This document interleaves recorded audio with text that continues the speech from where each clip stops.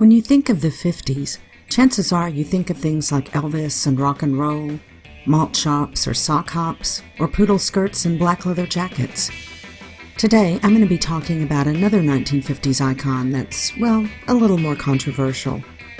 Originally designed to bring a bit of exotic beauty to working-class lawns, the pink plastic flamingo has long been regarded by many as the poster bird for bad taste. But is that reputation deserved? Hi, I'm Quicksilver, and today I'll be looking into the history of Phoenicopterus ruber-plasticus, otherwise known as the pink plastic lawn flamingo. Plastic lawn ornaments have existed since at least 1946, when Union Products of Leominster, Massachusetts, the self-styled plastics capital of the world, first began selling its plastics for the lawn product line. The collection included animal figures such as dogs, ducks, frogs, and yes, even flamingos. However, these were not quite the lawn ornaments as we know them today, as they were only two-dimensional. These ornaments didn't become three-dimensional until 1957, when Union Products hired a young artist by the name of Don Featherstone to create the three-dimensional lawn ornaments we know today. The flamingos were actually Featherstone's second assignment for the company. Union Products' two-dimensional duck was its best-selling product, so his first assignment was to create a 3D model of a duck. For this, he bought a live duck, which he called Charlie, to serve as his model. Once he'd finished the sculpture, Featherstone released Charlie to a nearby park. Although the company's two-dimensional flamingo didn't sell quite as well as the duck, it was still a very popular ornament, and so seemed a logical choice for Featherstone's next assignment. Unfortunately, there were no live flamingos in the vicinity for him to use as models, so instead he based his sculptures on a National Geographic photo spread. Featherstone created the original sculpture in clay, from which a plaster cast was made. The plaster cast was then used to form molds, and finally, the flamingos were mass-produced via injection mold technology, which is basically a process in which a material, in this case plastic, is melted down and injected into the mold, where it cools and hardens into the shape of the mold. Originally, the flamingos were supposed to have wooden legs, but as this proved to be too costly, the wooden legs were replaced with the metal ones that are still in use today. Several factors contributed to the flamingo's popularity. In post-war America, people left the cities in droves, moving to the suburbs, and with the move to the suburbs came the desire for well-manicured lawns, complete with lawn decorations. Homes within subdivisions were almost identical. However, a brightly colored pink flamingo could really set your home apart from that of your neighbors. In addition, pink flamingos and other plastic ornaments were quite affordable for middle and lower class families. Sears, among other retailers, sold them for around $2.76 a pair. The decade or so immediately following World War II also gave rise to an increasingly mobile population. The new interstate highways and lower automobile and gas prices allowed Americans to travel more than in previous years, and as Florida was a popular travel destination, especially with travelers from the colder northern states, all things Floridian, such as palm trees, beaches, sunsets, and especially flamingos, became exceedingly popular. So much so that even outside the Sunshine State, many hotels and motels featured the flamingo either in their names or in their decor, or sometimes in both. Finally, they were pretty and just plain fun. The 1950s was known for its bright, bold color palette of pinks, turquoise, yellows, violets, and greens, and so the plastic flamingo fit in perfectly. Nothing lasts forever, of course, and by the mid to late 1960s, the flamingo's popularity began to wane. This was due in part to the Back to Nature movement. Spearheaded by the hippies, this movement rebelled against parental and establishment values by fostering the embrace of natural materials such as wood and stone, and a rejection of synthetic materials such as plastics. Their humble beginnings also worked against them. Because they were a commercial product that could be cheaply made, flamingos became equated with bad taste, particularly by the rich who wanted decor that would underscore their status. Reviled by polite society, poor Phoenicopterus ruber-plasticus became an endangered species, and by 1970, even Sears had stopped selling them. Just as youthful rebellion had led to their fall from grace, a different sort of youthful rebellion led to their return. In the 1970s, the flamingo had become so uncool that it suddenly became cool once more. John Waters' 1972 film Pink Flamingos probably had at least some influence on this. While the birds weren't really a major part of the film, their inclusion, on a symbolic level at least, helped to establish them as a symbol of unrepentant outrageousness and deliberate bad taste.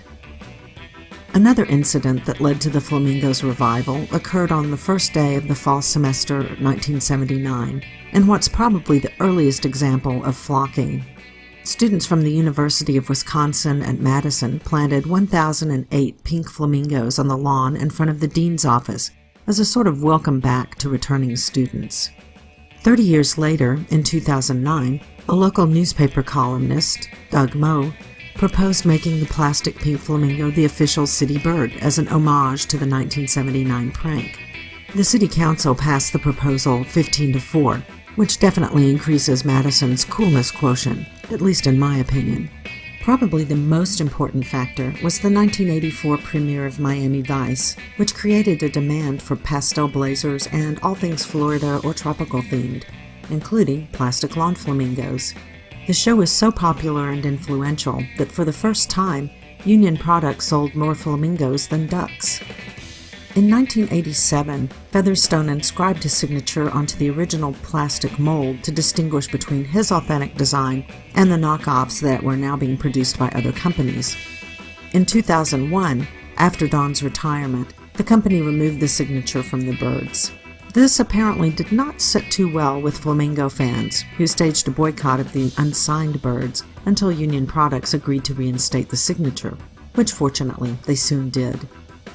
In 1996, Don Featherstone was awarded the Ig Nobel Art Prize for his creation and was the first recipient to actually show up in person to accept his award.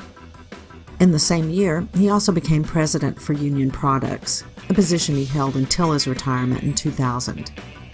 Before that, however, in 1999, Featherstone authored the photo book, The Original Pink Flamingos, Splendor in the Grass.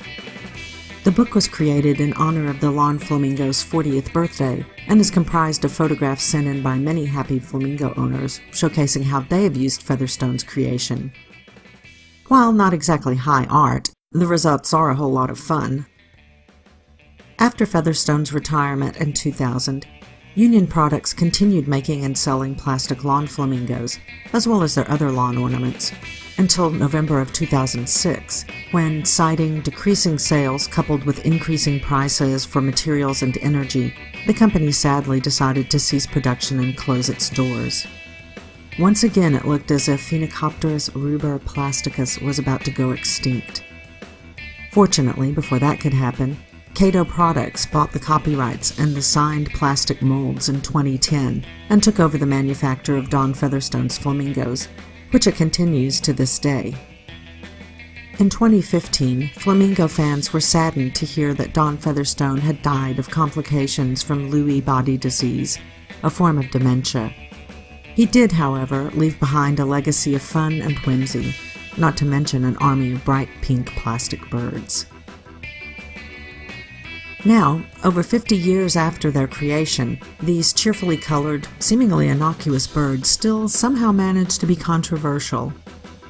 Almost since their creation, many communities across the country placed a ban on pink flamingos, claiming that the birds decrease local property values.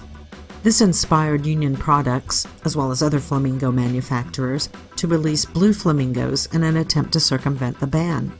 Unfortunately, this simply resulted in these communities, that are obviously run by nasty people who hate kittens, puppies, and Christmas, placing a universal ban on flamingos of all colors, officially making their communities giant no-fun zones. Many, however, continued to embrace the flamingo, proudly displaying their flocks to bring a bit of retro-style whimsy and fun to their yards. Nor are they used only to beautify their owner's property. Flamingos also serve as the subject of blogs, many traveling the world, or at least the US, with their owners.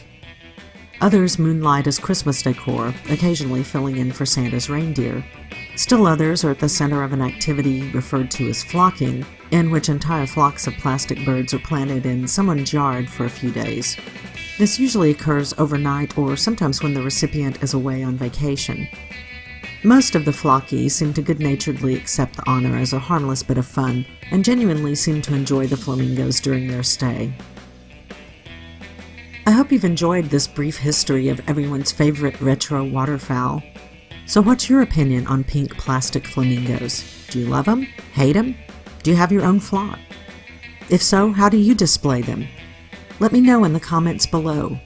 And if you're interested in Don Featherstone's book, The Original Pink Flamingos, Splendor in the Grass, or perhaps in purchasing your own flock, please check out the affiliate links in the description. If you like what I'm doing here, please hit the like button and maybe even consider subscribing. You can also follow me on Pinterest and Twitter. Thanks for watching, and I'll see you in the next video. Bye!